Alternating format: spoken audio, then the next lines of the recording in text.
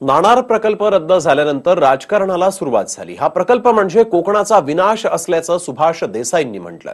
तर निलेश राणेंनी हा प्रकल्प सेनेनं रद्द करून त्यांचा दुटप्पीपणा उघड केलाय असं देखील या ठिकाणी म्हटलेलं आहे।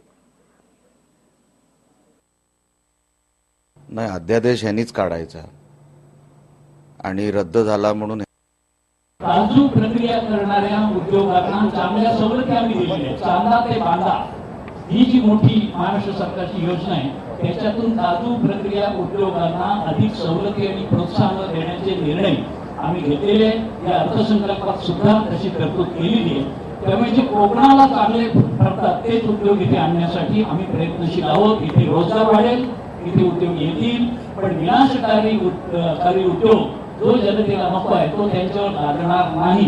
हा जो शासनाचा शब्द होता, हा माननीय उद्योगजींनी दिलेला शब्द होता, तो आज पूर्ण झाला, याचा आम्हाला समाधान।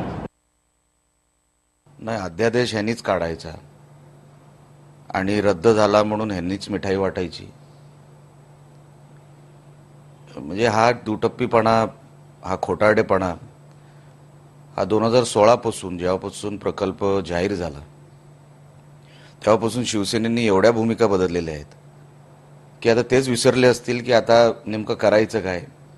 अध्यादेश हा काही शिवसेनेच्या दबावामुळे नाही, तर तिकडची जनता, जनतेने दाखवलेला आक्रोश, जनतेने दाखवलेली चिकाटी आणि एकसंघपणा जनतेचा, त्याच्यामध्ये कोणी श्रेय घेऊ नये। हा जो त्रास झालाय लोकांना 3 वर्षापासून 2 वर्षापासून, ह्याच्यासाठी माफी मागावी शिवसेनेने।